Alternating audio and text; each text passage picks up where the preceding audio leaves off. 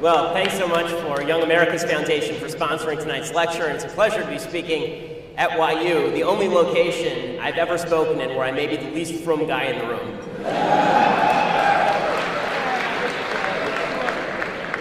Now, before I get into the content of tonight's speech, I think that now at YU, Yeshiva University, for people who are watching the live stream, Yeshiva University is a modern Orthodox school that believes in the concept of what's known in Hebrew as Torah Umada, the idea that they teach the values of the Old Testament, the Talmud, but they also teach about secular studies. This is something that Rabbi Soloveitchik, was the founder of YU, founded the university based on. So now's a good time for me to answer a question that I probably get more than any other question, except for what's the deal with Trump lately. But that question is, why are Jews so left? Why do so many Jews vote left? And here's the answer for folks who don't know. Most Jews are ethnically Jewish, but they are not religiously Jewish. Now, people who go to YU are people who are religiously Jewish by and large. They're people who actually try to live out the values of the Torah, but that's actually relatively rare inside the Jewish community. According to a 2013 Pew Research survey, if you're talking about observant Jews, 57% of Orthodox Jews identify as Republican or Republican-leaning, 36% identify as Democrats. I think that's a good thing. That's compared to 70% of Jewish voters in general favoring Democrats. Ethnically Jewish voters vote Democrat specifically because they're not religious typically.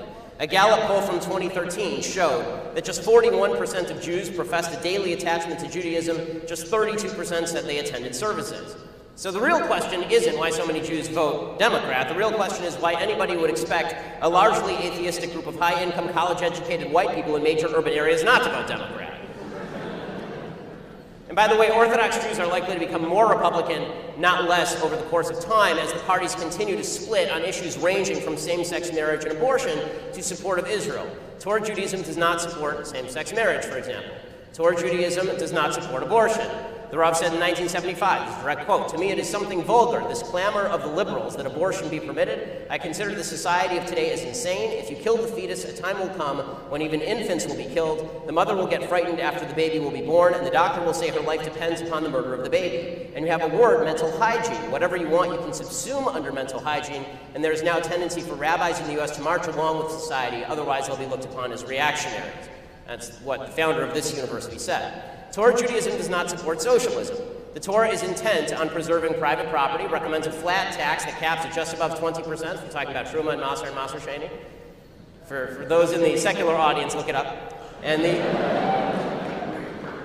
halachic authorities like the Rambam say that anybody, this is Maimonides, say that anybody who doesn't work to support his family is committing a grave sin. Socialism rejects 3 of the 10 commandments outright: belief in God, rejection of theft, and rejection of coveting your neighbor's property. Torah Judaism does not support social justice, the notion that individual justice ought to be rejected on behalf of group interests. The Torah explicitly states, the Torah, for those who don't know, is the Pentateuch, the 5 books of Moses, the Old Testament. The Torah explicitly states that poor people cannot be favored above rich people in court. Now, normally you would think that they'd have to warn that rich people shouldn't be favored above poor people. But the Torah explicitly says that poor people should also not be favored above rich people, specifically because they don't want sympathy to run the table over individual justice. And of course, the Torah supports not only the existence of Israel, but the holiness of Israel, and provides the basis for that existence. The reason Israel exists is because of the Torah, no more, no less. Sadly, the Democratic Party seems to be moving away from bipartisan support for Israel that had, up till now, at least up till the past 10, 15 years or so, characterized American politics. Okay, so with that out of the way, I want to discuss something a little bit broader, especially for the folks who are watching on the live stream.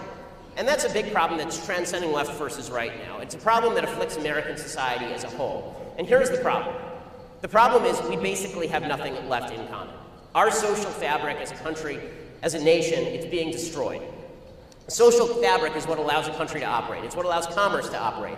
It's what allows us to believe, in the absence of a policeman on every single corner, that nobody is going to kill us. It's what allows you to leave your doors unlocked. It allows you to have your neighbors babysit your kids. Social fabric is what makes freedom possible. Right? As John Adams said, you can't have a small government without a moral people. Social fabric allows us to thrive economically, too. It allows us to not need 100-page contracts when we deal with each other because we trust each other. Thomas Sowell actually is an example of how social fabric creates better commerce. He actually uses Orthodox Jews as an example of this. He specifically uses Hasidic Jews in the diamond trade. He says that they have a social fabric, they know each other, they're relatives, they trust each other, they don't need contracts, so they're quicker to work together, and that creates a better commerce. When you have a group of people you trust, you're significantly more likely to engage in free market trade with them without having to worry that they're going to defraud you. America, our social fabric, is gone. So what in America is the social fabric? What do we share? Well, we have to share three basic common ideas if we're going to get along with each other, if we're going to be able to live alongside each other in freedom. First, what human beings are. Second, what human beings have a right to do. And third, what human beings have a responsibility to do.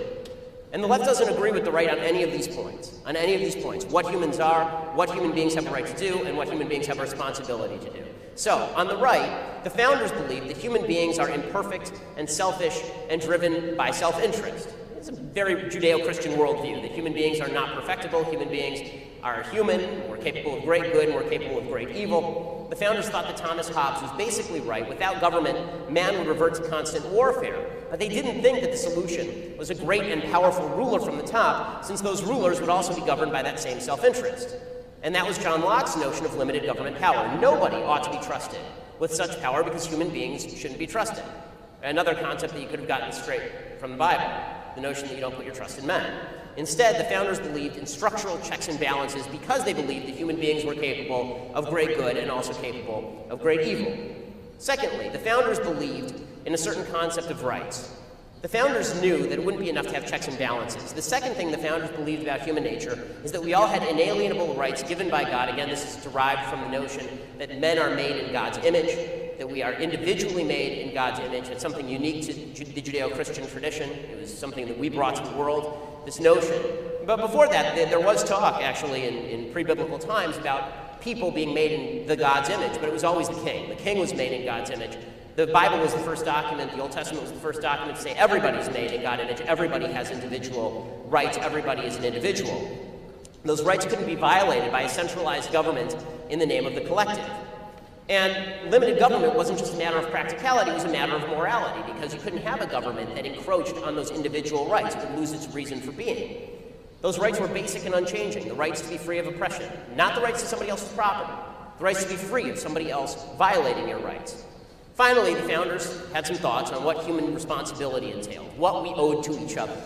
The founders believed in common institutions to promote virtue, not government, common institutions. George Washington said, "Virtue or morality is a necessary spring of popular government." He said, "Religion and morality are the indispensable supports." 50 years later, Alexis de Tocqueville, the Frenchman who wandered the United States writing brilliant things about what we were, he wrote, quote, "I sought for the key to the greatness and genius of America in her harbors, in her fertile fields and boundless forests, in her rich mines and vast world commerce, in her public school, in her democratic Congress, and her matchless Constitution, but not until I went into the churches of the United States and heard her pulpits flame with righteousness did I understand the secret of her genius and power. America is great because America is good. And if America ever ceases to be good, America will cease to be great." The safeguard of morality of religion is religion, and morality is the best security of law as well as the surest pledge of freedom. So what we owe to each other is a basic standard of decency with which we treat one another. Now, unfortunately, since the 1960s particularly, the left has argued with a lot of these things. There used to be, this all used to be basically agreed upon by all Americans up till the 1950s. That doesn't mean America was some glorious, wondrous place in every respect. There were people who were clearly victimized, who were not treated as equal, who were treated as very unequal, who were put under the thumb of other human beings. But the basic principles that I just espoused about what human beings are, what we have rights to do, and what we have responsibilities to do, this was something that most people agreed on. The left disagreed with this. The left argues with all three of these basic principles. So, when it comes to human nature, the left doesn't believe that human beings are capable of great good or great evil. The left believes that if human beings are flawed, that's because the system is flawed. The system has made people bad.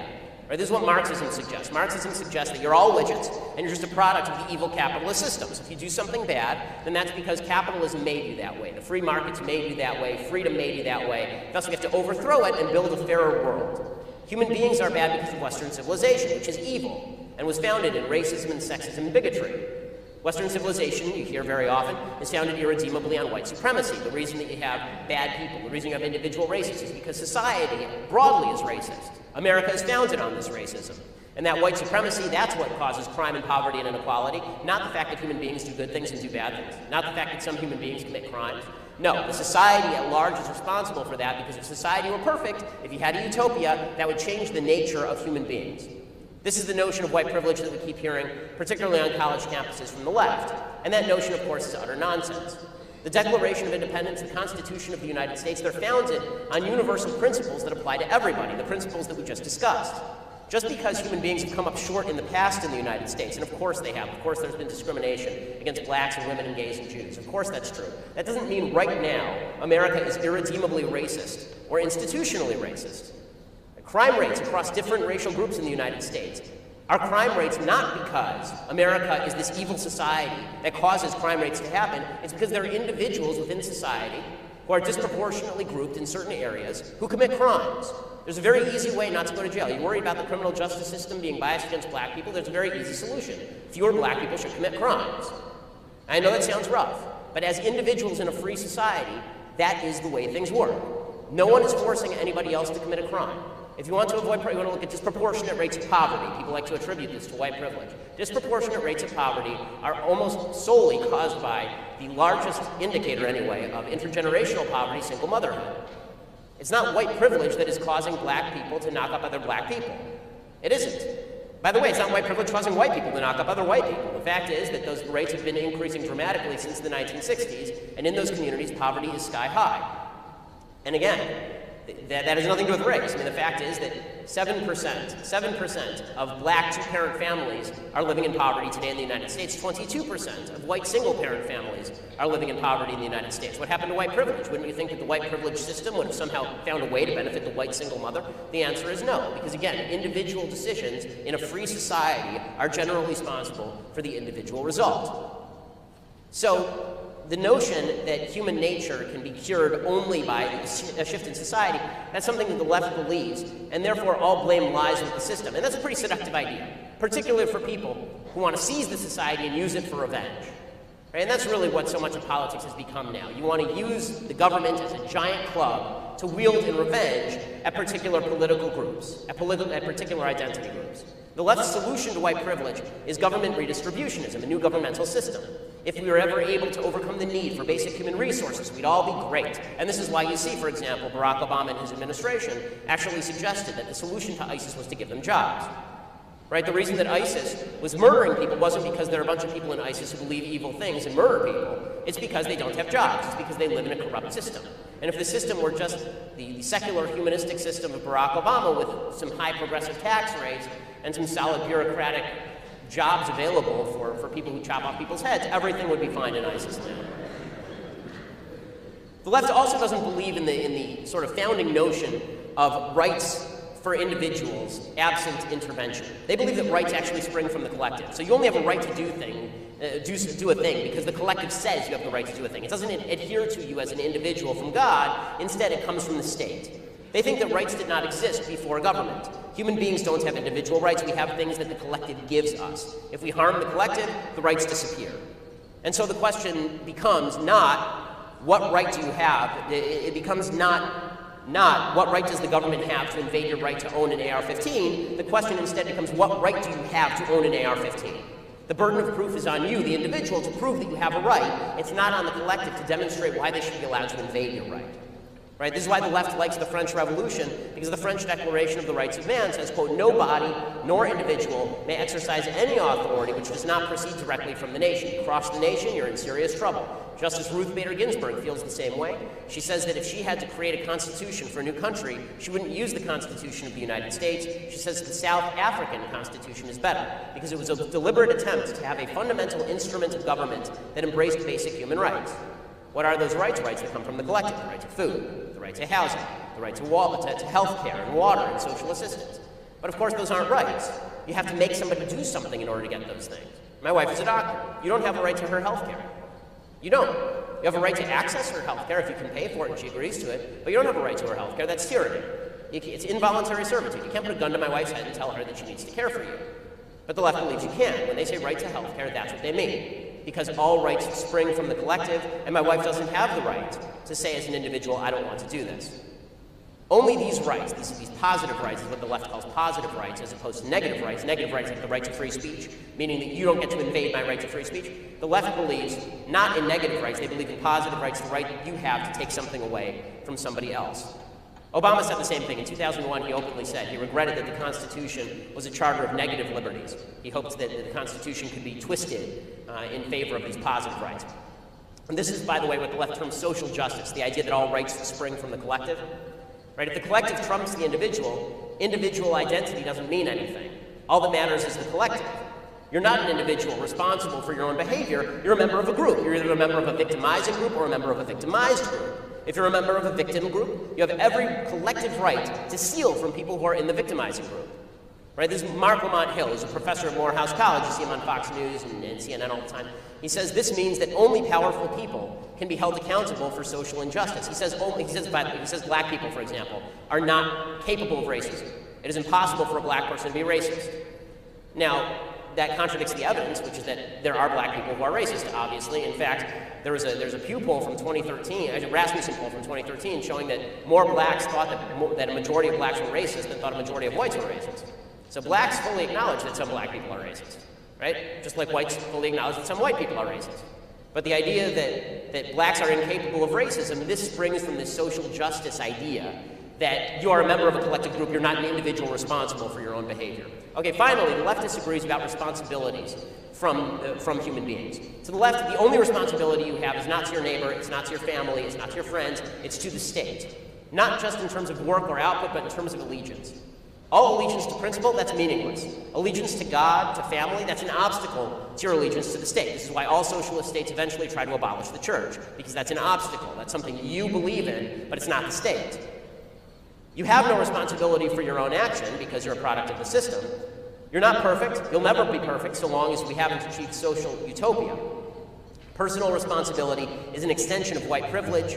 Freedom in the Western sense is a way of enshrining the status quo. What is real liberty? Real liberty is being able to do whatever you want and then blaming it on society, so long as you say you bear allegiance to society.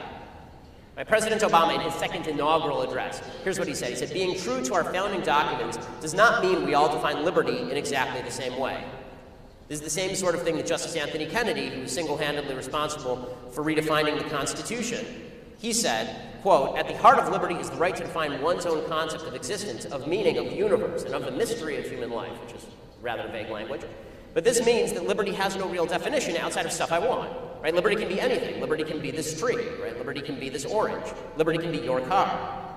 And we all want to do different stuff, sometimes at the expense of other people's liberty. The left wants subjective definitions of liberty, because if you and I define liberty differently, the only body capable of bridging that gap is the government telling everybody what to do. If I define liberty as something and you define liberty as something, the only thing that matters is what the government defines liberty as, because that's where you get your liberty in the first place. This is why colleges feel the need to police political correctness. Right? The phrase political correctness comes directly from Chairman Mao, seriously. It means that you have to be in line with what the state wants you to think. When your responsibility lies only to the collective, lying is okay so long as you're serving the collective. Cheating is okay. All of that is fine. And those who contradict you, they're the bad guys for challenging your view, for hurting your feelings. This is how we end up in the microaggression space. You hurt somebody's feelings, you've challenged. Your responsibility is not to hurt their feelings, but only if their allegiance lies to the state. They can hurt your feelings as much as they want, right? That's okay.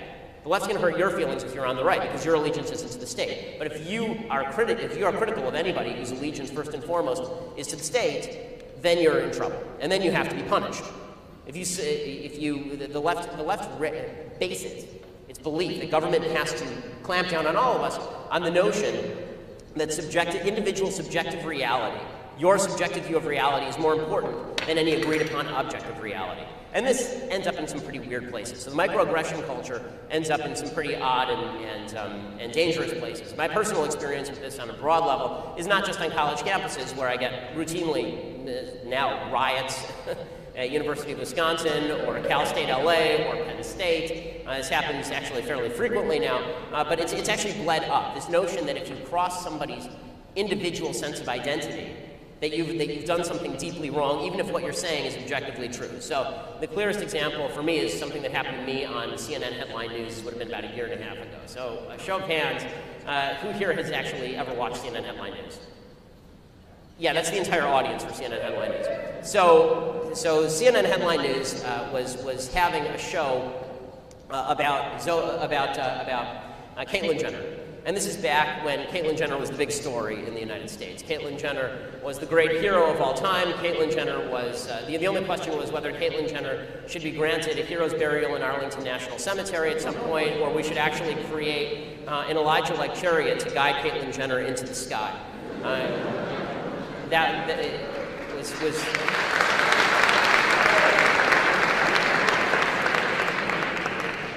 right, was Caitlyn Jenner Gadol Hador or Gedolah Hador? That was the big question.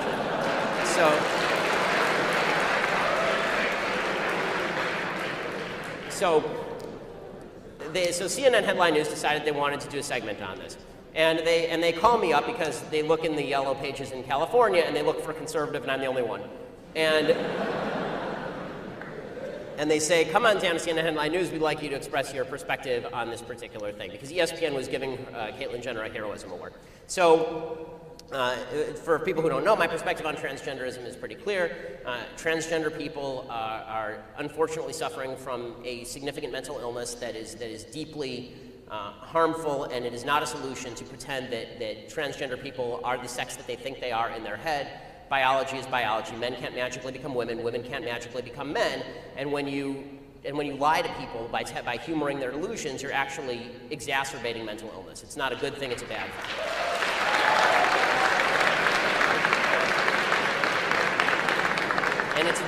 And by the way, it's a deeply non-sympathetic thing to do. I mean, as somebody whose grandfather was a paranoid schizophrenic, you know, if we had said to him, you know, if we had said to him, Papa, you know, the radio really is talking to you, you're right, that would have been a cruelty to him. Instead, he got the medicine that he needed and he was better. That doesn't mean there's a great solution for people who suffer from gender dysphoria at this time, but it does mean that we need a better solution than the idea that if we mutilate your body, you magically become a member of the opposite sex. That's nonsense. So this is my perspective on this issue. So they have me in to discuss this, and the producer comes up to me and he says, so here at CNN Headline News, we have no ratings.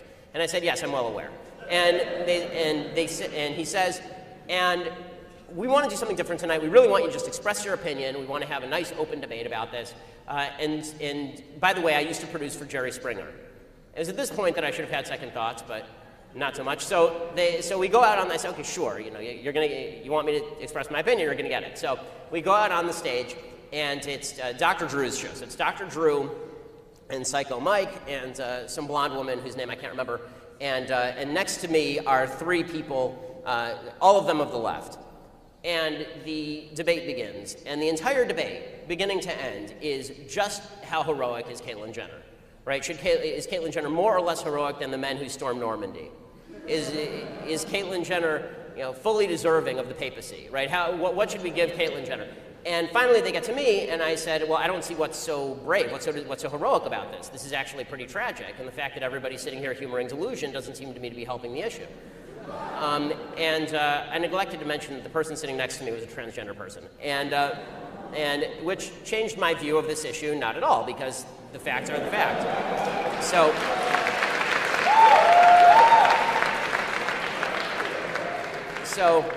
this fellow's name was Zoe Tur. So Zoe used to be Bob Tur, was the helicopter pilot during the O.J. Simpson chase, but was at that point self-declaring as a man. So Zoe is sitting next to me, and Zoe is getting progressively more upset as I say this. And finally, Zoe turns to me and says, you don't know, in a voice at least an octave below my own, says to me, you don't know anything about biology, little boy. You know nothing about biology, little boy.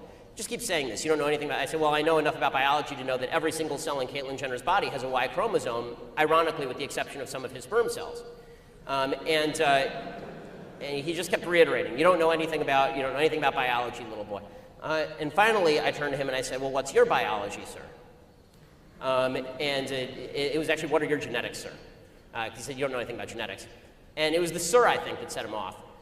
He reaches, this is on national TV, he reaches over and grabs me by the back of the neck. This is on national TV, and says to me, if you don't cut that out, I'll send you home in an ambulance. And honest to God, the first thing that occurred to me was that doesn't even make any sense. You don't go home in an ambulance.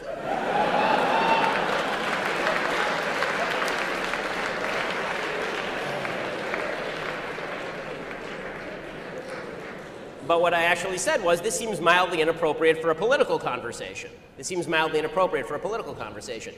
Now, the punchline of the story was not that. It was that everybody on the panel, everybody else on the panel, they obviously disagreed with me, which is fine, but the entire panel turns on me and says, how dare you say the word sir to Zoe? You knew that Zoe would react violently like that. And I said, well, wait, hold on a second. The entire premise of this debate was whether transgenderism is something that we as a society should recognize as a person changing sexes.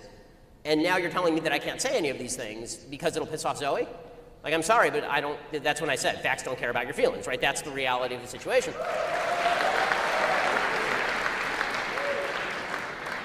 But the predictable response was, of course, you hurt somebody's feelings, right? This was a microaggression, therefore you deserve to be dealt with by violence. You have broken your social responsibility. Your social responsibility isn't in bringing up your family or speaking truth. Your social responsibility isn't to treat people with nonviolence, right? Your social responsibility is to make people feel good so long as those people are in with the current regime, the regime that matters. And that's a deeply troubling thing. By the way, the threats didn't stop after that. Zoe's hulking off the set. Zoe turns to me and says, I'll meet you in the parking lot. And security actually escorted me to my car afterward. Bizarre night. And then later on Twitter, Zoe threatened to curb stomp me, all of which I thought was deeply unladylike behavior.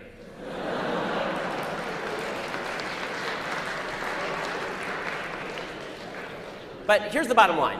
All of this, everything I've been talking about, all the left's perspectives on these three issues, what are human beings, what are our rights, what are our responsibilities, they destroy the social fabric. If you believe that people are bound to be imperfect without utopia, you can't trust anybody, right? Because we're never going to have utopia. You can't trust your neighbor unless there's the government there to assure that you can trust your neighbor. If we don't believe that other individuals have rights, except that come from government and the collective, we can't trust our social institutions. And if we don't believe that we all have responsibilities, we won't act well enough to earn other people's trust. So what replaces all that torn social fabric? Well, if you haven't predicted it yet, the answer is government, right? The left has attempted to replace the social fabric with government, a government that imposes a morality of its own, that suggests that the ultimate good lies in buzzwords like diversity and tolerance rather than rights and responsibilities. All of this, by the way, has fallen apart. Diversity doesn't mean anything without social fabric. When people say diversity is a very important thing, diversity only matters so long as you share certain basic values of decency with the people who are diverse. Right? On TV, they're constantly showing these street gangs, and it's the only street gang in human existence. It's like a Native American guy, a Mexican lesbian, and an Irish Catholic. Right? It's never like gangs actually are, which is usually they're very racially homogenous. It's always these diverse gangs, and this is supposed to make them better on TV because they're diverse. Right? See, in my world, a diverse group of people doing a bad thing is actually a pretty homogenous group of people because they're doing a bad thing. The left believes that diversity trumps all because all that matters is the color of the skin or the place you came from. They don't believe that what actually matters is you being good to other people. And this is what Robert Putnam, who's a leftist, he used to believe this nonsense about diversity is our strength. He's a leftist. He said that the only two things that go up as diversity of your census tract goes up are protest marches and television watching. And how about tolerance? Well, tolerance only goes so far when we have no common standard of behavior. Tolerance only goes so far when people are allowed to grab each other by the back of the neck on national TV and threaten them with physical harm.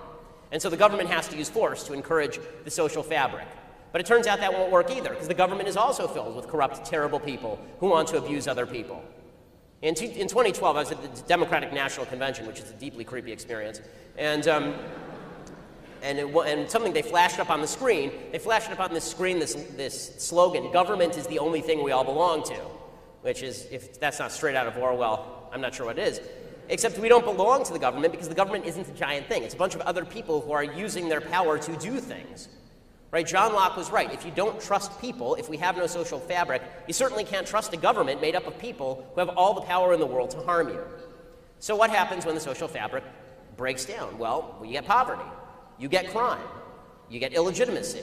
You get people who don't trust one another. You get a broken political system where people are attempting to grab a hold from every side, right, left, center. Everybody's attempting to grab hold of the government just to do revenge on the people who just did them wrong.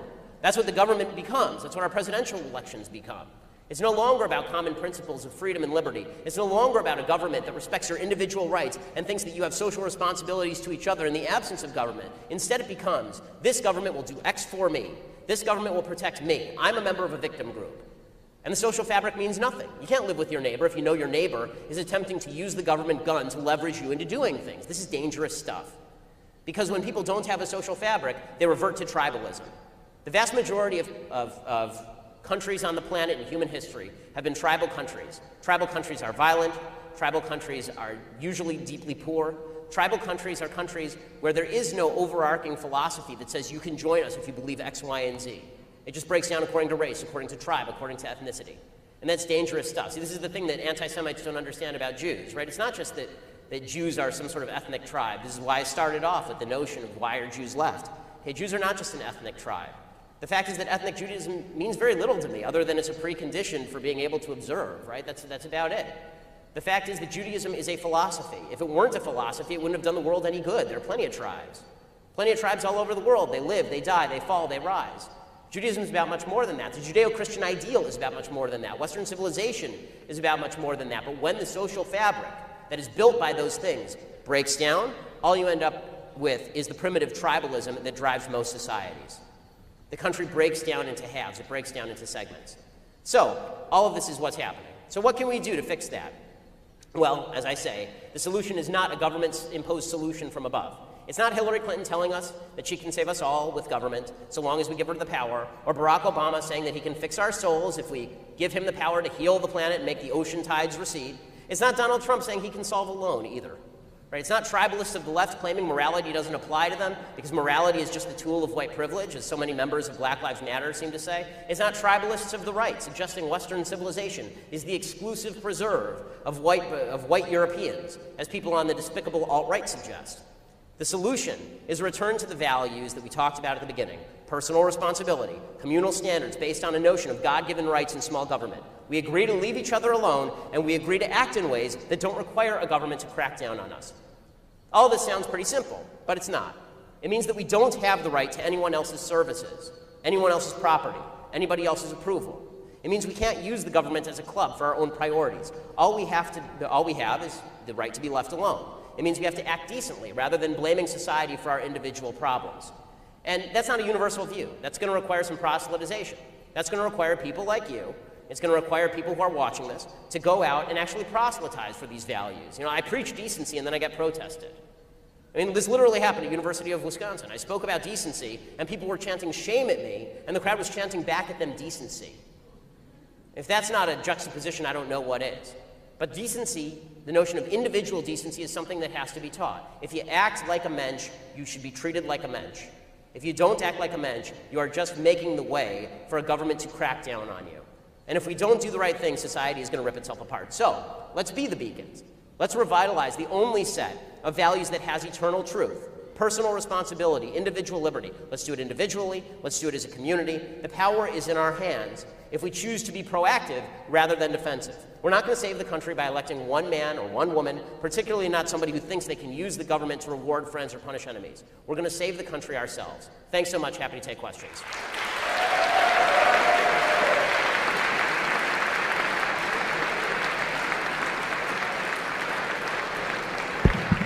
Hi, my name is Zach Sturman. I'm a member of College Republicans.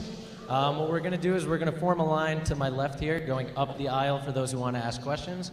We encourage those, particularly with a dissenting point of view, to come up and ask away. A couple of ground rules before we do that, though. We request that people keep the questions concise. Please don't use this as an opportunity to make a personal statement. Let's try to keep it to a question.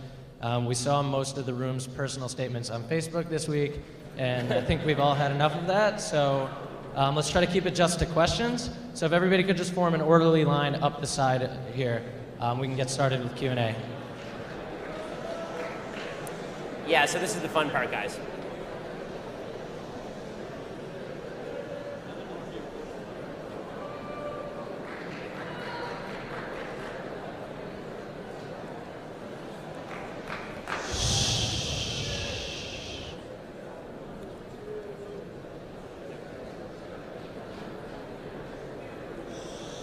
You know it's a Jewish audience when literally half the audience gets up to ask a question. So, all right.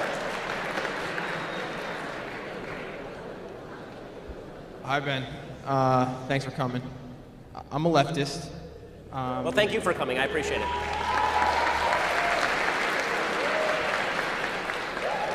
It's easier to come when you agree with me, so I like that you came and you didn't. That's great. Thank you. Yeah, and the reason I'm here is because I have friends who are Republican and hold you in very high esteem. And we have our conversations, and I felt like to get a better sense of where we're at. And I think that our discourse is very toxic right now, and I think we need more conversations like this. My question is about the current opioid crisis that's currently causing a lot of devastation in this country. In response to the crisis, which has gotten a lot of attention in the past year, and in the Republican primaries, for example, we're starting to see a rollback of mandatory minimum sentencing laws, and we're starting to see an unprecedented investment into drug treatment and rehabilitation centers around the country. And my question to you is, why do you think that our nation's response to this particular crisis is so dramatically different from our nation's response to the crack epidemic of the 80s? So the heroin crisis. Sorry. Yeah. Yeah. Sorry. It's a lot going. So so the truth is that the crack epidemic of the 1980s, the response was largely built into the legislation at the time. That the crackdown was built into legislation by a lot of actually black Democrat members of Congress who wanted harsher sentencing for crack, so they thought it was ravaging their communities. In the time since then, all drug cases have now been looked at more liberally. So if you were convicted in 1985, chances are you were going to get a much longer sentence than you would today under the exact same laws, although there's still mandatory minimums. By the way, the sentence for people think it's a race thing because heroin is a white people drug, basically, in Vermont, and crack cocaine is a black people drug, supposedly. And the criminal statistics bear this out. But if you want to take like an actual equivalent that's a little bit more, that's a little bit less apples and oranges, the best equivalent is crystal meth versus crack. So crystal meth sentences, because they're about equally addictive and they can be distributed nearly as easily. So the fact is the crystal meth sentences, for example, for an ounce of crystal meth, are exactly the same, federally anyway, as the sentences for an ounce of crack cocaine. Those are exactly equal. As far as why the country seems to have more sympathy for white drug users in Vermont, as you say, at least in the Republican Party, all I can say is that they should have, if they do, that's wrong, and they should have sympathy for all drug users. I'm not going to attribute motives to people unless you cite me a specific person, and then I can actually look into their motives, but I'm not going to attribute a racist motive to somebody without evidence of actual racism. But what I would say is that perspectives on drugs have changed over time. Crack cocaine is not nearly the threat that it was back in the 1980s, and heroin is a much greater threat than it was back in the 1980s. If heroin had been the same threat as crack cocaine back in the 1980s, maybe it's not treated differently. Sure.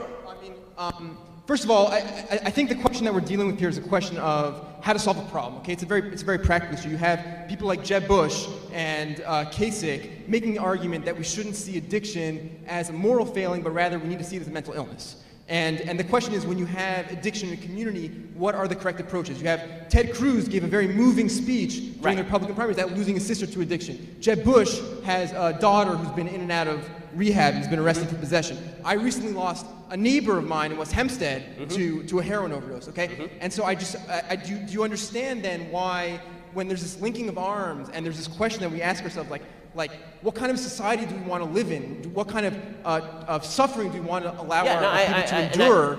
And that wasn't offered to when it affected sort of like this faceless other of people. Do you see why there might be some sort of resentment towards that? I would see certainly I can see why there would be resentment. I think that the resentment would be more justified if the people pressuring for harsher crack sentences at the time that harsher crack sentences were passed were a bunch of white people who were just looking to throw black people in prison.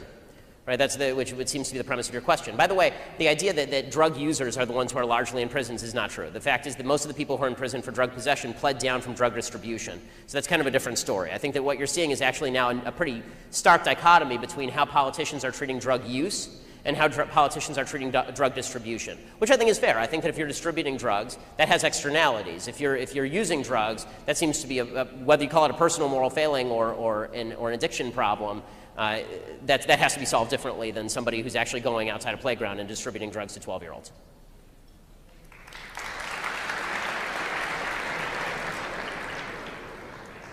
Hi, my question is about, at the end of the speech you talked about how you preach decency and you just encourage everyone to be a mensch, but in the middle of your speech, and you can call me out on being a liberal snowflake or whatever about my feelings, but then in the middle of your speech I think this was hate speech. You made fun of transgenders.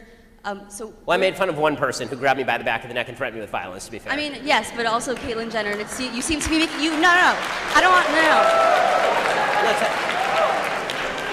You were clearly making jokes at the expense of transgender people. So my question is, where do you draw the line between being a mensch and clearly offending people? Like, where do you draw the line? Okay, so for me, for me, if I coldly and clearly state a fact and you're offended by the fact, that's not me being responsible for offending you. That's me saying a fact and you being offended. As far as me making jokes about Zoe Tur, my general rule is that if somebody grabs me by the back of the neck and threatens me with violence on national television, I have the right to make fun of them. That's just as when I was at University of Wisconsin, if people are going to chant at me and yell at me, then I'm not going to treat them with courtesy because they are not deserving of courtesy. Courtesy is something that you earn by being courteous. Okay, fine. I understand that, but like it just seems a little bit like hypocritical to brag about the fact that you openly humiliated someone on national television while also like telling people to be mentioned. I just think that's a little. Well, I mean, let's put it this way. My belief is in mutually assured destruction. So if you're going to, if you attempt to again do me physical harm on national TV, then I'm not going to treat you with a level of respect that you have not earned. I mean, I'm treating you with respect, and we disagree, right?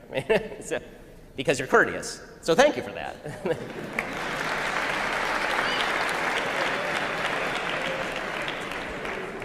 Hey, I'm actually a big fan of yours. I've watched a lot of your videos. Well, thank you. I have to agree with you. But one thing I didn't understand was you were not pro-Trump or Hillary. Yes. But I find Trump to actually be a lot more, and that's a question for you, as a non-Orthodox Jew, Trump is a lot more pro-Israel. He's more pro-settlements, more pro all that kind of stuff, versus Hillary Clinton, and more pro against going to Palestine. He doesn't force Israel to do a two-state solution, unlike the Democrats. Or at least his advisors are not pushing him that way, yeah. Right. So why wouldn't you vote for Trump? I know they don't like Trump, but why wouldn't you vote for Trump? No, I'm trying to be honest about where he stands on Israel, because the truth is he's sort of a black box, right? In the first debate, he said that his idea of doing the greatest, biggest deal that ever was, a huge deal, would be trying to broker a deal between Israel and the Palestinians, right? But then the RNC platform was recently, they removed the two-state solution from the RNC platform. So this is, I'm not, ripping on Trump just to rip on Trump. I hope that his behavior will be as pro-Israel as the RNC platform. I fear that when it comes to his foreign policy, he's very pro-Putin, and he'll hand a lot of power over to Putin in places like Syria, and that he will, and because he's friendly to Putin and Syria, presumably he'll be a little bit friendlier to Iran than other Republicans would have been. It depends on who his advisors are. But again, my view of Trump, and this may not be your question, my view of Trump is basically, when he does something right, I'll compliment him. When he does something wrong, I'll call him out. I was like that all the way during the primaries. He didn't earn my vote because he didn't do enough good things for him to earn my vote. But now he's the president-elect. I hope he does I hope he proves me wrong about him. I hope he proves me wrong about his presidency. I fear he won't, but I hope I'm wrong.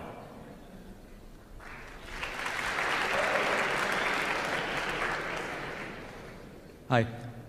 You publicly refer to yourself as a modern Orthodox Jew, and I have heard from many people combine that identification with much of your harsh and at times obnoxious rhetoric to refer to you as a Chilul Hashem.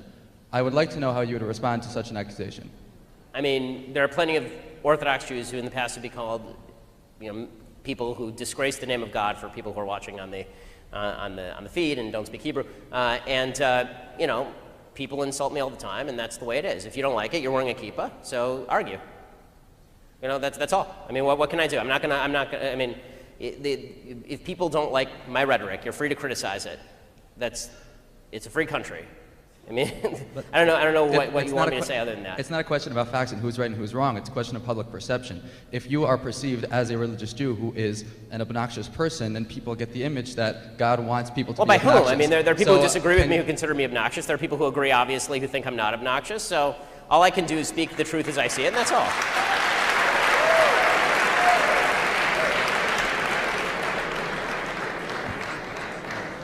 Hi. You talk about the solution to American society, going back to the ideals of the founders of individualism, the right to be left alone, right, personal responsibility. And I understand that between Republicans and Democrats, there's the idea of efficiency versus equality. But my question is, I kind of feel like it's starting like a Monopoly game with different amounts of money. Like coming from an upper white middle class family, most of the kids in YU can say, it's great, individual rights, I don't want to pay high taxes, I don't want these responsibilities, societal responsibilities. At the same time, there is a cycle of poverty that exists, and I think if a lot of people were put in the position of somebody who wasn't born with such privilege, they wouldn't have great question. So there is on the front page of the Wall Street Journal, it was their book review section this weekend. There's a new book that's out, and this book basically makes the argument that the worst thing that you can do in politics is empathy. Not compassion, empathy. There's a difference. The way they define empathy is you putting yourself in somebody else's shoes or looking very closely at somebody else's case and trying to feel like they feel, because this skews your perspective on what good policy looks like. Compassion is you saying, I feel bad for that person, and then looking at the policy that's best calibrated toward helping that person. Empathy is putting yourself in that person's shoes, and we never see ourselves clearly. So if you're making policy for yourself, even if you're putting yourself in somebody else's shoes, you end up in trouble. So when it comes to the unequal distribution of resources at birth, right, this is true in a wide variety of areas. The problem that you see for folks who believe in big government and the left is what Thomas Sowell called the quest for cosmic justice. The idea that government can fix problems that are not really the fault of government or individuals. It's not your fault where you're born. You were born. You didn't have a choice in it, right? The Talmud's pretty clear about this, right? So the fact is that people are born in different statuses, right? Some of us are bulky and good-looking. Some of us are skinny, right? Some of us are right? Some of us are tall. Some of us are short. Some of us are smart. Some of us are members of the Obama administration, right?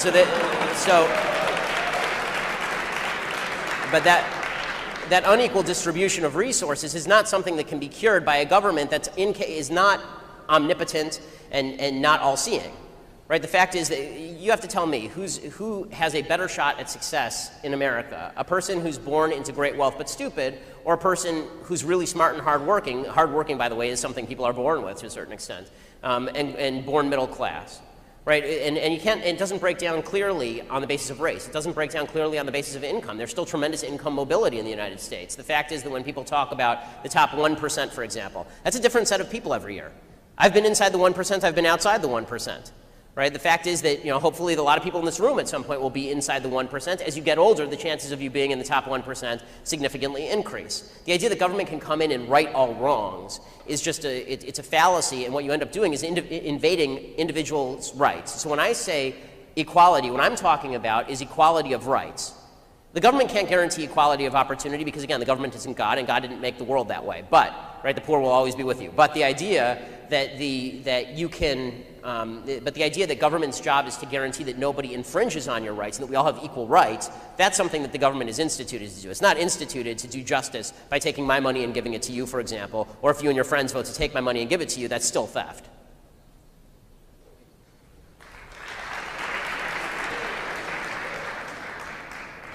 Hi, Ben. I'm also a huge fan, so I very much appreciate you coming out.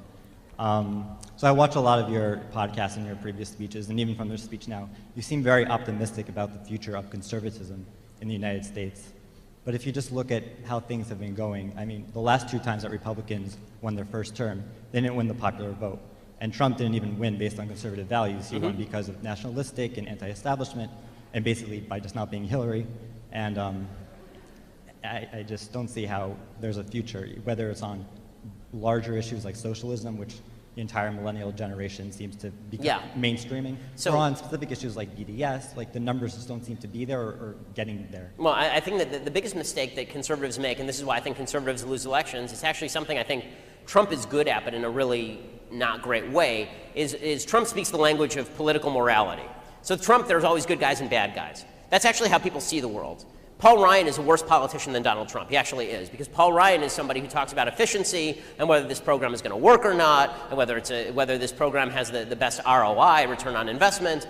That stuff doesn't convince anybody to vote. People vote because they feel a certain sense of unearned moral superiority in voting for the person for whom they vote.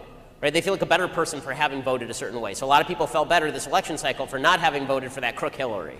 And on the other side, you have a lot of people who felt a lot better for not having voted for that putz Trump, right? I mean, that's the way that people felt. And what conservatives have failed to do is speak the language of morality. So when I'm talking about socialism, I'm not talking about why socialism fails, okay? Socialism it does fail, but that's not as important to people's perception of politics is the fact that socialism is at root unfair. The stupidest thing that Republicans and conservatives have done for years is say socialism, wonderful idea, terrible idea in practice, but wonderful idea. No, it's a crappy idea and it's bad in practice. Right? And the reason it's bad is because if you and your friends decide to steal my wallet, that doesn't make it better. It doesn't make it fairer. You just stole my wallet. Right? So it's imperative that, and if you start speaking in these sorts of terms, you actually find that there's a broader audience for your message than just if you're arguing facts and figures, because most people don't operate in that realm. It's why Mitt Romney lost, but Donald Trump won more votes than Romney, because people would rather imbibe even wrong grade school morality, which is what Trump was preaching, than 57-point tax plans. And so I do think, look, if I didn't think there was hope for the politics of the country, I wouldn't be out here preaching all the time and spend my life trying to convince people of this. I will admit, I think that we're moving into a dark period in American politics where tribalism is taking over, and a lot of people are seeing government as a club that they can wield against their enemies. That scares me. But the solution to that is to speak in moral terms, not necessarily in terms of efficiency.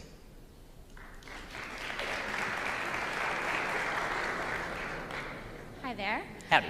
So you started off your speech and you started talking about blanket statements about what Judaism says is usher and what it says is mutter, what's prohibited and what's prohibited. Yeah, in very basic terms without Yes. One of your delving into the Mishnah Berurah, yeah. Yes. So, all right. One of the first things that you started with was saying that abortion is usher, and I would like to say that I respectfully disagree, and there are many sources that say, including the Ritrani, the Tzitz Eliezer, even commentators on Rav Chaim. Right, there's a lot of machlokas about when it's allowed, but the idea that abortion is blanket allowed is for sure usher. That's not true. No, it's not that blanket, it's a gray area, and I'd like you to... The Democratic Party position, which is that abortion should be legal under any circumstances up to the point of birth, is certainly usher. That's not everyone's opinion, though. I respectfully disagree. What was that? I respectfully disagree. Okay, well, we can have a halachic conversation. We'll bring it to Rabbi Sobolevsky and we'll debate it.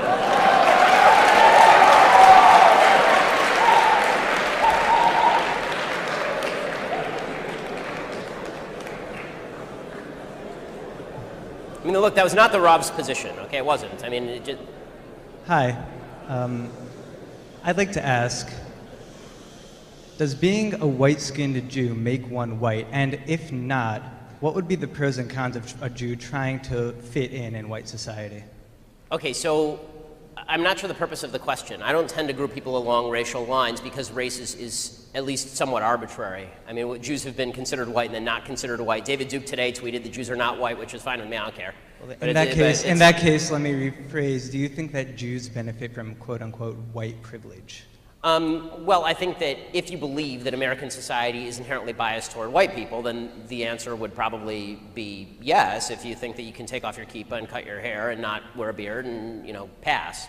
But the idea that, I reject fundamentally the idea that American society is currently broken down along lines of white privilege. So that's why I'm asking the purpose of the question, because I think I don't agree with the premise of the question, which is that it matters.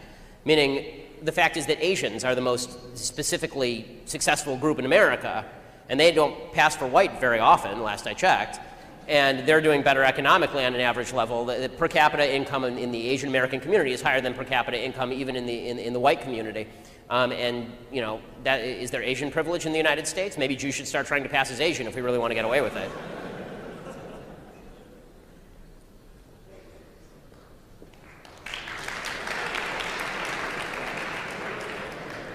Hi, Ben. I have a quick question. Shapiro 2020 or... Well, as we've learned from the last few election cycles, if you're not the child of a president, or the spouse of a president, or the son of a multi-millionaire, then your shot is pretty slim. So I guess I'm off the table, but...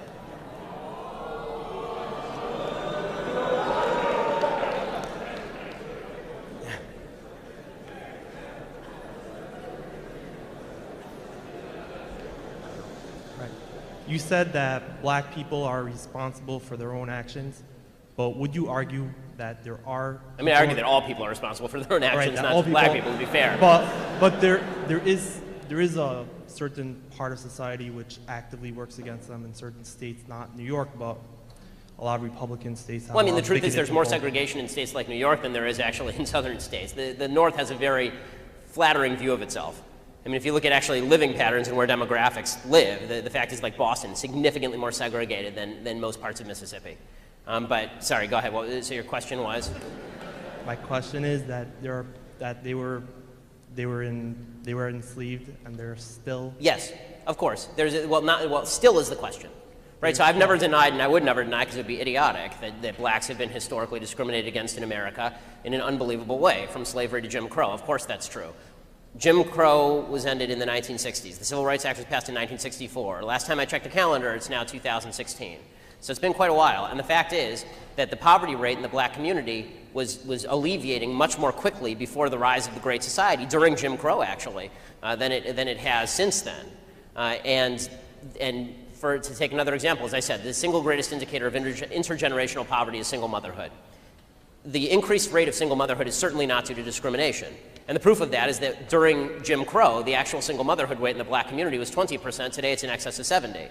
What happened? Are people more racist now than they were back in 1960? Of course not. So you have to look to other factors for why people are behaving the way they are. So are there people who still suffer the after effects of historic discrimination? I think sure. I mean, the fact that if you don't have wealth from your grandfather because your grandfather couldn't be wealthy because he's a sharecropper in Alabama, yeah, of course. But that goes back to the earlier question, which is what can government do? What is government capable of doing without violating somebody else's rights? And the answer is not very much, other than guarantee that I don't get in your way. And the beautiful thing about America now is that nobody gives a crap about you, nobody gives a crap about anybody. And that's actually a good thing.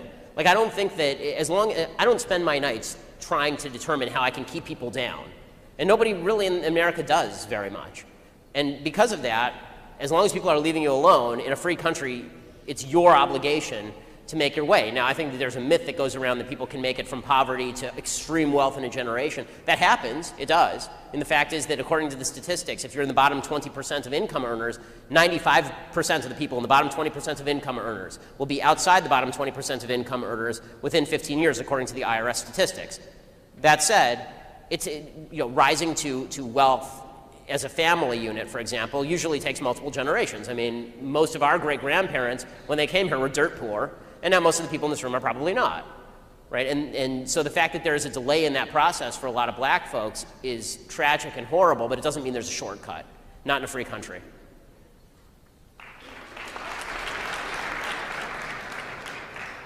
Hi, Ben, big fan. I listen to your podcast every day. I graduated college in 2008, and I would say the best and brightest minds of my liberal friends have gone on to work for special interest groups or something of that purview. And I would say the best and brightest conservative minds from college, they have gone and worked in the private sector. And I want to know, how do we further the conservative cause, even though we're not really working in a special interest group? Any suggestions? Well, I mean, I think that number one, conservatives have always seen politics as a pastime and business as the way that you actually live your life, right? It's sort of a hobby for conservatives, which is why when you look at the presidential stage, this is actually an unusual year because you had 1,000 people running for president, but usually the presidential stage is a bunch of rubes and like one guy who's half decent on the Republican side, and on the Democratic side it's a bunch of people graduated from Yale, right? Because they see government is the business. Government is the business they want to be in. I mean, as far as how people in the private sector can impact politics, I mean, aside from giving to your favorite politicians, I would say that there are groups, you have to be very careful which groups you give to, but there are groups that are interest groups and lobbying groups that are worthwhile. I think the vast majority of big ones are not, but I think that the first thing that you can do, most politics is actually done, and this is very prosaic to say, and it's annoying for me to say it, but I'm going to say it anyway. Most politics is not done at the level that I do it speaking to big crowds of people. Most politics and people's political views are shaped by what your parents think, what your friends think, what your community thinks. Most of the political work that gets done is you hanging out with your friends at night talking politics. Maybe you watch a video, maybe you don't, but the idea that it's being done by all the special political people is not really true. So the best thing you can do is educate yourself and talk to your friends about your principles. And then I would say be consistent in your principles. The best way to be convincing to people is to make clear that you're not a hack who's just going to back a politician because that politician has a letter on their uniform. It's something that I'm really holding dear these days, is the idea that you have to be loyal to the principle, not to the politician. That just because it's somebody on your side doing it doesn't make it okay. If you do that, at least people give you credit for intellectual honesty, which they should.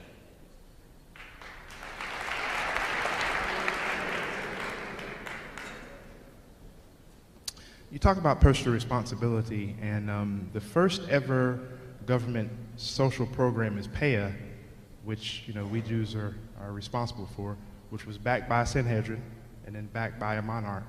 It's the first government program ever to be a safety net for poor people. Since we, as Jews, invented welfare, how can you talk about personal responsibility when we actually embody taking care of everybody in society, knowing that society... So I missed that, I'm sorry, because of the echo, I missed the very beginning of your question. The first social responsibility was, say it one more time. PAYA. PAYA is the first government program ever in humanity. Okay. So being an observant Jew, and you talk about personal responsibility, you bash welfare a lot, but we invented welfare. Okay, so when it comes to the notion that the Torah takes care of poor people, that's clearly true, but that was an obligation that was religiously based. It's not necessarily the obligation of a state. Putting it all on a state is a different thing. It was backed by Sanhedrin and then backed by a monarch, but it's backed by the king of Israel. Right. Okay. So the Sanhedrin can do whatever it wants. This is America.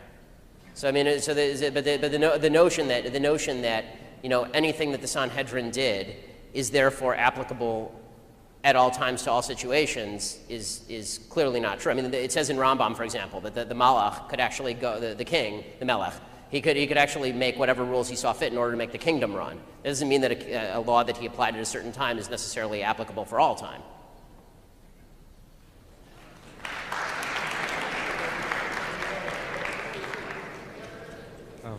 Hi, first of all, I wanted to thank you again for coming. I generally lean to the left on certain issues, and I definitely found your perspective when I hadn't heard before, so I appreciate that. So you spoke about not addressing social issues through the government. Mm-hmm. I was wondering if you felt those issues should be addressed outside of the government, and if so, in what ways? So I mean, I think that the way that social issues typically are addressed by how you choose to raise your children in the synagogue you choose to go to, how your community treats certain behavior. So for example, is your community one that teaches children from a very young age that the standard for marriage, we'll go right at the controversy, okay? So right at the controversy is, does your community teach your children that gay marriage and straight marriage are exactly the same? Right, so this would be an issue where I don't think the government has any place. I'm a complete libertarian when it comes to the government's intervention in marriage. I don't think the government has any place in this. And there are a couple of reasons for it. One of them being that government sucks at everything and screws up everything it touches. And the other being that marriage is traditionally a religious institution, and I don't care about my state, my state marriage certificate. I care about my ketubah, right, which actually allowed me to have sex with my wife, and as opposed to the state marriage certificate, which meant nothing to me, right? So the fact is that when it comes to, so I think this remain in the realm of religion. That said, religious institutions have a heavy role to play in how to bring up decent kids, and this is why whenever the state starts to intervene and encroach on religious institutions, you start to get into trouble. So, I think that traditionally Orthodox shuls are a good way to imbibe particular values if the rabbinate is willing to actually talk about values and not just talk about how if you give lots of tzedakah, then you'll have a good Yom Kippur.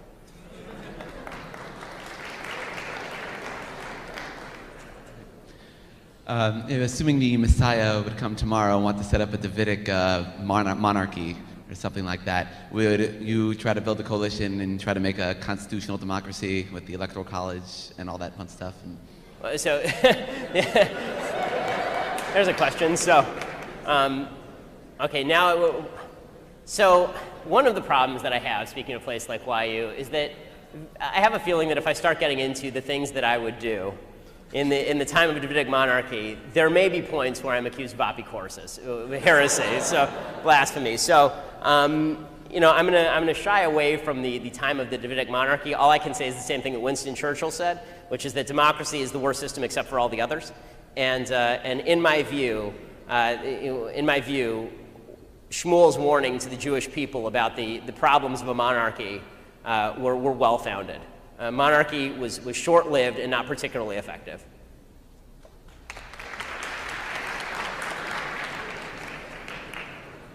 Hi, Ben. I'm a big fan of you, and I'm a big fan of the Thug Life videos. I was just wondering, do you believe we should overturn Roe v. Wade now that we have a Republican House, Republican Senate? I'm sorry, say it one more time. Now that we have walk over here, a Republican House, a Republican Senate, and a future Republican president. Do I think that? Do you think we should overturn Roe v. Wade? Of course, I think Roe v. Wade should be overturned. Roe v. Wade's a garbage decision. And even, by the way, even people who are pro-choice should acknowledge that on a legal level, Roe v. Wade is a garbage decision. People on the left typically do, because the fact is it is a garbage legal decision. It has nothing to do with the Constitution of the United States. There's no emanations from penumbras that magically create the ability to kill a baby in the womb. It doesn't work like that. It's a horrible legal decision. It's bad science. It's bad legally. if you want to stump for abortion, then do it at the state level. But the idea that the federal constitution, that James Madison was sitting around going, how can I ensure that late-term abortion is legal? It's a bunch of, it's ahistorical and illegal nonsense. Hi, firstly, I want to thank you for coming. It's really interesting to hear you and what you have to say. A follow-up question is, are you familiar with any studies that have been done, scholastic ones, about perceived racial inequalities in America? I mean, sure, I've seen some of those studies, okay. yeah. So, for example, the study that... Some doesn't mean all, by the way, but sure. If I toss out one, what's it called? Hold on a second. Turner, Stroik, and Yinger collaborating with the Housing and Urban Development Department in 1991. Have you heard of that one? I'm sorry. No, I have not. How many citations does it have on Lexis? From the Lewis Mumford Center in 2001?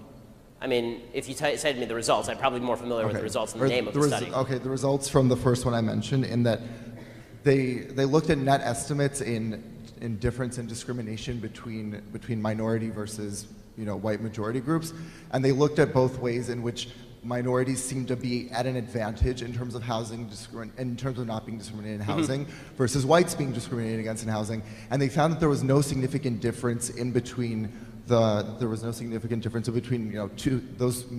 rates measured in 2000 versus 2012 to look for to try to explain. So, how would you explain those? How would you explain the fact that those rates of discrimination seemingly did not change from 2000 to 2012, if not that it's based on, if not with the inequality, if it's not based on discrimination? So again, I'm hesitant to comment on a study that I haven't read. So let me just say to you that if you can send me the study so I can read it, then I'd have a better way of critiquing the study.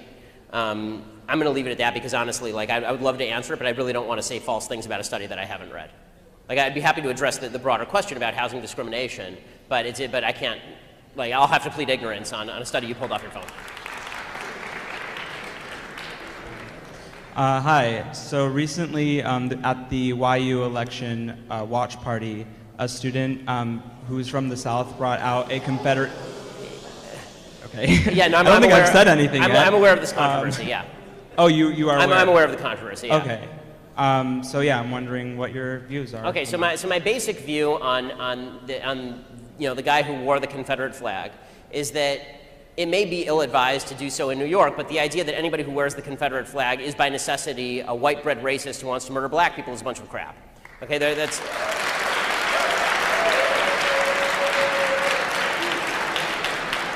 There's no doubt whatsoever that the Confederate flag originally was linked to slavery and racism. There's no doubt whatsoever that that's the truth. It is also the truth that in the 1940s, there were a lot of Southern people who were flying the Confederate flag over tanks that were liberating Auschwitz. So the idea that everybody who ever had the Confederate flag on their truck is somebody who is a member of the KKK, or everybody who has a Confederate flag at a NASCAR event is somebody who is deeply racist.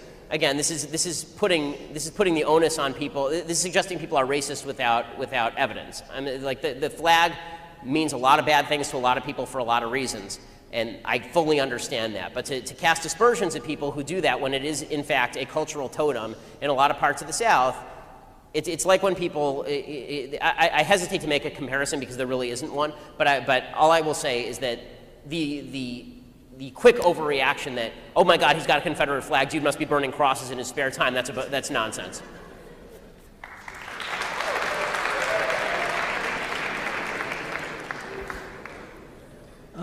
It was recently announced that the Dakota Access Pipeline would be rerouted, much to the chagrin of the organization in charge of building the pipeline, Energy Transfer Partners. What do you think about this, and what do you think generally of eminent domain? So what do I think about Dakota Access Pipeline is the question? Yes, and also okay, and also about? Eminent domain. Eminent domain. So, I mean, the fact is that eminent domain is part of the Fifth Amendment, the idea that the government can take land with just compensation. So that is part of the Constitution, and that's how we build roads, right? As far as the Dakota Access Pipeline, the Dakota Access Pipeline is perfectly legal. They should go ahead and they should build it. It was the 9 of the 10 tribes whose land it crossed had already approved of the Dakota Access Pipeline. The 10th tribe was asked an inordinate number of times whether it was going to be a problem or not. They didn't answer, and then they waited until after the deadline had expired, and then they started making legal filings. So the fact is that the entire controversy about the Dakota Access Pipeline is vastly overblown. Plus, if you're really deeply worried about the environment, oil trains are significantly more of an environmental risk than pipelines. They are. Oil trains spill a lot more frequently, and they create much bigger environmental spills. Pipelines are much easier to maintain and upkeep. Thank you.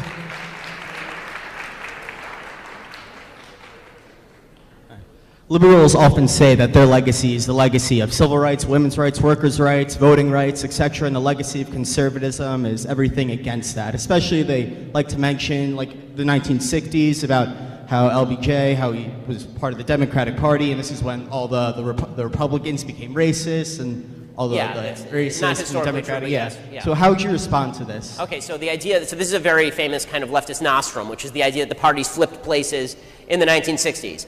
The only problem is there's no evidence for this whatsoever. So the South continued to elect Democrat. There's the only Democrat who became a Republican from the sort of the racist side of the aisle was Strom Thurmond. All the other racists stayed in the Democratic Party, and it's only now that you're beginning to actually see Republican governors of states like Mississippi and Alabama. For a very long, I mean, George Wallace in 1968 he was a member of the Democratic Party. Right? It was Democrats who were standing and barring schoolhouses. Orville Falbus was a Democrat. It was Democrats in the South who were barring the entry into the schoolhouses. As a proportion of the voting base, more Republicans than Democrats voted for the Civil Rights Act of 1964.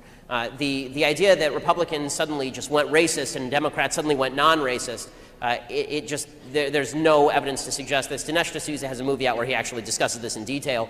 But it's one of these things that Democrats try to do to escape their own responsibility in Jim Crow. Jim Crow was an entirely Democratic proposition. Slavery was an entirely Democratic proposition, right? The Republican Party was founded in opposition to slavery. The Republican Party fought against Jim Crow. The idea that all of a sudden, the real reason that the South started to vote Republican has far less to do with racial questions than it has to do with social questions. The Equal Rights Amendment was one. The crime wave that sort of struck in the 1970s was another. But the entire country turned Republican too. I mean, by 1984, Ronald Reagan won every state except Minnesota. So the notion that it was only happening in the South is just not true. The South, there are a lot of reasons that the South has been more friendly to Republican Party politics, but the idea that they switch places on racism, there's not a lot of evidence to support that. All right. This is going to be the last question. Hey, Ben. So why is there so much conformity on both sides of the American politics? For example, if someone told me their position on gun control, very often you'll know their position on gay marriage and how we should deal with drugs. Why is there what I can only consider or call a problem of a lack of thinking? Why is there so much groupthink on both sides of the American politics? So groupthink is something that I'm not really particularly fond of. I try to, hopefully you have a worldview, and then the politics that you're espousing, the policies you're espousing fit into that worldview. But you're right, there is a lot of groupthink. This is something that I was critiquing on my radio show today ad nauseum, particularly about my own party, right? So Donald Trump has said, his great advisor, Steve Bannon, for those who don't follow, Steve Bannon and I do not get along. Bannon has said that he wants $1 trillion spending program, right? That's something that Republicans typically have not been in favor of, this infrastructure spending nonsense. When Barack Obama wanted an $800 billion spending program, there were a lot of people on the Republican side of the aisle, and by a lot I mean all, who said, we don't want this is garbage, right? Now it seems that Trump says it, and magically it is so, right? Trump says that he's going to bully companies, and Republicans are just ready to go. We're ready to bully companies into staying in America by building an economic Berlin Wall on the southern border, right? All of this stuff is just, it's silliness. I wish that there were less of it, but unfortunately, people see politics as team sport. That's really what it comes down to, and so you tend to root for the players on your team. I mean, I tweeted this yesterday. Please stop viewing everybody in this room, everybody everywhere. Please, for the love of God, stop seeing politics as team sport. It is not team sport. It is principle, okay? You're siding with principles, not politicians.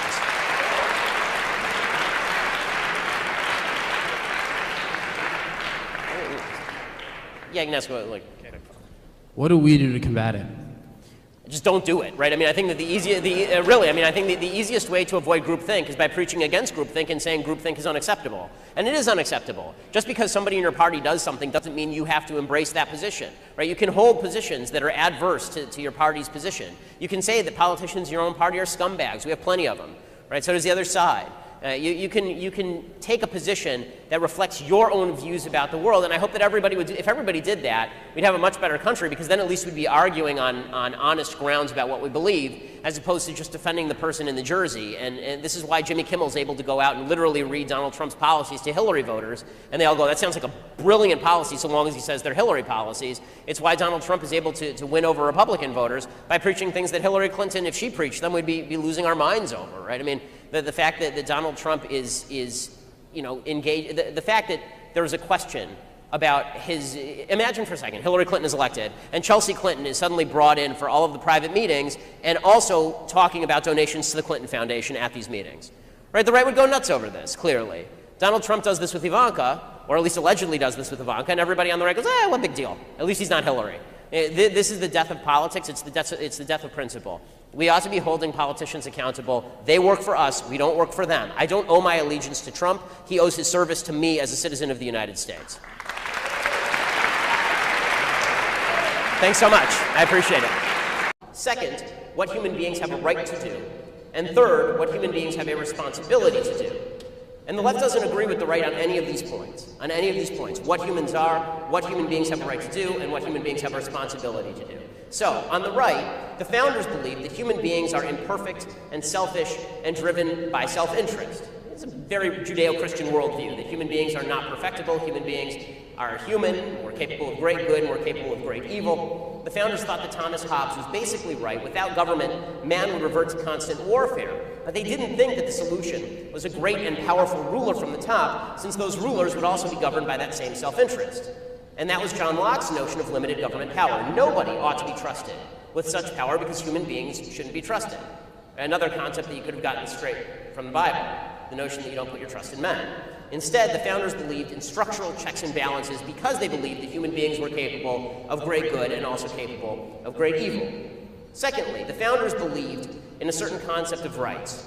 The founders knew that it wouldn't be enough to have checks and balances. The second thing the founders believed about human nature is that we all had inalienable rights given by God. Again, this is derived from the notion that men are made in God's image, that we are individually made in God's image. It's something unique to the Judeo-Christian tradition. It was something that we brought to the world, this notion.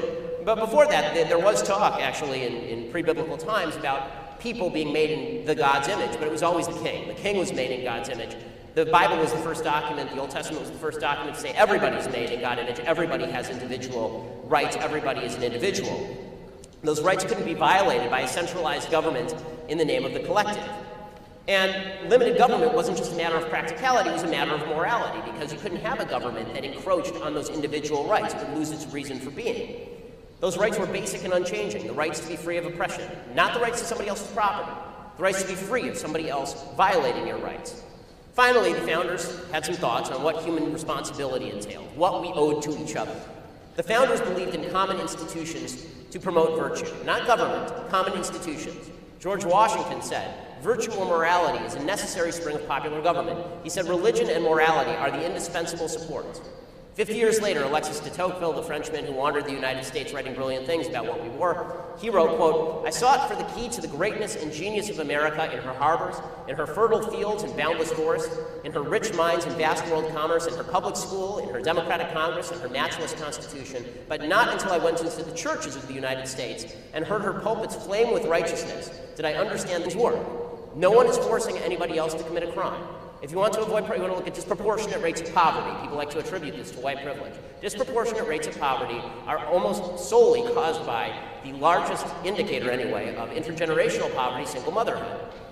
It's not white privilege that is causing black people to knock up other black people. It isn't. By the way, it's not white privilege causing white people to knock up other white people. The fact is that those rates have been increasing dramatically since the 1960s, and in those communities, poverty is sky high. And again, that has nothing to do with race. I mean, the fact is that 7% of black two-parent families are living in poverty today in the United States. 22% of white single-parent families are living in poverty in the United States. What happened to white privilege? Wouldn't you think that the white privilege system would have somehow found a way to benefit the white single mother? The answer is no, because again, individual decisions in a free society are generally responsible for the individual result. So, the notion that human nature can be cured only by a shift in society, that's something that the left believes, and therefore all blame lies with the system. And that's a pretty seductive idea, particularly for people who want to seize the society and use it for revenge. Right? And that's really what so much of politics has become now. You want to use the government as a giant club to wield in revenge at particular political groups, at particular identity groups. The left's solution to white privilege is government redistributionism, a new governmental system. If we were ever able to overcome the need for basic human resources, we'd all be great. And this is why you see, for example, Barack Obama and his administration actually suggested that the solution to ISIS was to give them jobs. Right? The reason that ISIS was murdering people wasn't because there are a bunch of people in ISIS who believe evil things and murder people. It's because they don't have jobs. It's because they live in a corrupt system. And if the system were just the secular humanistic system of Barack Obama with some high progressive tax rates and some solid bureaucratic jobs available for people who chop off people's heads, everything would be fine in ISIS land. The left also doesn't believe in the sort of founding notion of rights for individuals absent intervention. They believe that rights actually spring from the collective. So you only have a right to do a thing because the collective says you have the right to do a thing. It doesn't adhere to you as an individual from God. Instead, it comes from the state. They think that rights did not exist before government. Human beings don't have individual rights. We have things that the collective gives us. If we harm the collective, the rights disappear. And so the question becomes not what right do you have. It becomes not what right does the government have to invade your right to own an AR-15. The question instead becomes what right do you have to own an AR-15? The burden of proof is on you, the individual, to prove that you have a right. It's not on the secret of her genius and power. America is great because America is good. And if America ever ceases to be good, America will cease to be great. The safeguard of morality is religion, and morality is the best security of law as well as the surest pledge of freedom. So what we owe to each other is a basic standard of decency with which we treat one another. Now, unfortunately, since the 1960s particularly, the left has argued with a lot of these things. There used to be, this all used to be basically agreed upon by all Americans up till the 1950s. That doesn't mean America was some glorious, wondrous place in every respect. There are people who are clearly victimized, who are not treated as equal, who are treated as very unequal, who are put under the thumb of other human beings. But the basic principles that I just espoused about what human beings are, what we have rights to do, and what we have responsibilities to do, this was something that most people agreed on. The left disagreed with this. The left argues with all three of these basic principles. So, when it comes to human nature, the left doesn't believe that human beings are capable of great good or great evil. The left believes that if human beings are flawed, that's because the system is flawed. The system has made people bad. Right? This is what Marxism suggests. Marxism suggests that you're all widgets, and you're just a product of the evil capitalist system. So if you do something bad, then that's because capitalism made you that way. The free markets made you that way. Freedom made you that way. Thus, we have to overthrow it and build a fairer world. Human beings are bad because of Western civilization, which is evil, and was founded in racism and sexism and bigotry. Western civilization, you hear very often, is founded irredeemably on white supremacy. The reason that you have bad people, the reason you have individual races is because society broadly is racist. America is founded on this racism. And that white supremacy, that's what causes crime and poverty and inequality, not the fact that human beings do good things and do bad things, not the fact that some human beings commit crimes. No, the society at large is responsible for that, because if society were perfect, if you had a utopia, that would change the nature of human beings. This is the notion of white privilege that we keep hearing, particularly on college campuses from the left. And that notion, of course, is utter nonsense. The Declaration of Independence, the Constitution of the United States, they're founded on universal principles that apply to everybody, the principles that we just discussed. Just because human beings have come up short in the past in the United States, and of course they have, of course there's been discrimination against blacks and women and gays and Jews, of course that's true. That doesn't mean right now America is irredeemably racist or institutionally racist. Crime rates across different racial groups in the United States are crime rates not because America is this evil society that causes crime rates to happen. It's because there are individuals within society who are disproportionately grouped in certain areas who commit crimes. There's a very easy way not to go to jail. You worry about the criminal justice system being biased against black people, there's a very easy solution. Fewer black people should commit crimes. I know that sounds rough, but as individuals in a free society, that is the way. Think above 20%, we're talking about Truma and Maher Sheni. For those in the secular audience, look it up. And halakhic authorities like the Rambam say that anybody, this is Maimonides, say that anybody who doesn't work to support his family is committing a grave sin. Socialism rejects 3 of the 10 commandments outright: belief in God, rejection of theft, and rejection of coveting your neighbor's property. Torah Judaism does not support social justice, the notion that individual justice ought to be rejected on behalf of group interests. The Torah explicitly states, the Torah, for those who don't know, is the Pentateuch, the 5 books of Moses, the Old Testament. The Torah explicitly states that poor people cannot be favored above rich people in court. Now, normally you would think that they'd have to warn that rich people shouldn't be favored above poor people. But the Torah explicitly says that poor people should also not be favored above rich people, specifically because they don't want sympathy to run the table over individual justice. And of course, the Torah supports not only the existence of Israel, but the holiness of Israel, and provides the basis for that existence. The reason Israel exists is because of the Torah, no more, no less. Sadly, the Democratic Party seems to be moving away from bipartisan support for Israel that had, up till now, at least up till the past 10, 15 years or so, characterized American politics. Okay, so with that out of the way, I want to discuss something a little bit broader, especially for the folks who are watching on the live stream. And that's a big problem that's transcending left versus right now. It's a problem that afflicts American society as a whole. And here's the problem. The problem is we basically have nothing left in common. Our social fabric as a country, as a nation, it's being destroyed. Social fabric is what allows a country to operate. It's what allows commerce to operate. It's what allows us to believe, in the absence of a policeman on every single corner, that nobody is going to kill us. It's what allows you to leave your doors unlocked. It allows you to have your neighbors babysit your kids. Social fabric is what makes freedom possible. Right? As John Adams said, you can't have a small government without a moral people. Social fabric allows us to thrive economically, too. It allows us to not need 100-page contracts when we deal with each other because we trust each other. Thomas Sowell actually is an example of how social fabric creates better commerce. He actually uses Orthodox Jews as an example of this. He specifically uses Hasidic Jews in the diamond trade. He says that they have a social fabric, they know each other, they're relatives, they trust each other, they don't need contracts, so they're quicker to work together, and that creates a better commerce. When you have a group of people you trust, you're significantly more likely to engage in free market trade with them without having to worry that they're going to defraud you. America, our social fabric is gone. So what in America is the social fabric? What do we share?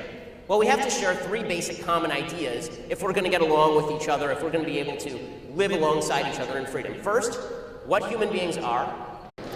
Well, thanks so much for Young America's Foundation for sponsoring tonight's lecture, and it's a pleasure to be speaking at YU, the only location I've ever spoken in where I may be the least frum guy in the room.